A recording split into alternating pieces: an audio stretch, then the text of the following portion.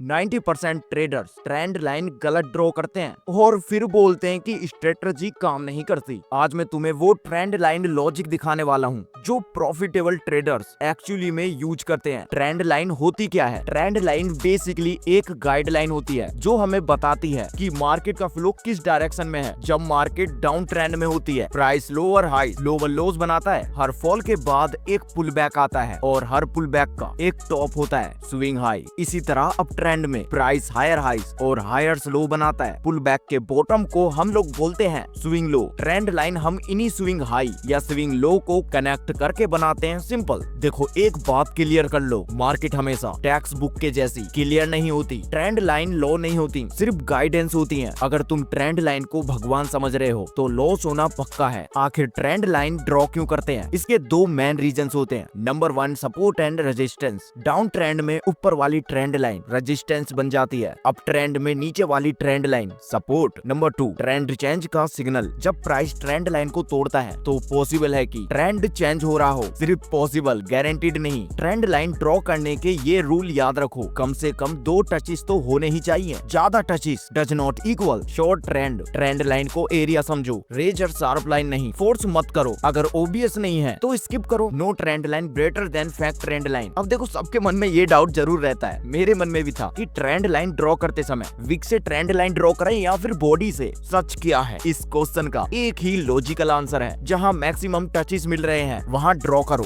कभी विक, कभी candle body, कभी दोनों के बीच। ओवरथिंक मत करो यार। अब रियल गेम स्टार्ट होता है। Trend line plus price action. सिर्फ ट्रेंड लाइन पर एंट्री लेना, इससे बड़ी मूर्खता नहीं होगी। हम ट्रेंड लाइन को प्राइस एक्शन के साथ यूज करते हैं 2 तरीकों से। Number 1, trend trading. High probability. सबसे पहले हायर टाइम फ्रेम पर ट्रेंड आइडेंटिफाई करो, ट्रेंड के साथ ट्रेड करो। बेस्ट सेटअप तब बनता है जब trend line plus support resistance एक जगह मिलते हैं। Area of high Confluence. यहाँ एसएनआर ट्रेडर भी देख रहे होते हैं, ट्रेंड लाइन ट्रेडर भी, प्राइस एक्शन ट्रेडर भी। ज्यादा लोग इक्वल्स ज्यादा रिएक्शन का चांस, लेकिन एंट्री तुरंत नहीं। मान लो बिग पिक्चर डाउन ट्रेंड है लेकिन लोअर टाइम फ्रेम पर अप ट्रेंड कॉन्फ्लिक्ट है, इसीलिए पहले प्राइस को रिएक्शन दिखाने दो, फिर शॉर्ट टर्म ट्रेंड लाइन का ब्रेक वेट करो। जब रिएक्शन हो और short term trend line break हो तब बायस लाइन होता है, ट्रेड वैलिड होता है। मल्टी टाइम फ्रेम का सही यूज। डेली पे सब क्लियर नहीं दिखता, इसलिए हम 4 आवर टाइम फ्रेम यूज करते हैं। 4 आवर पे शॉर्ट टर्म स्ट्रक्चर क्लियर दिखता है, हायर हाई हायर लो का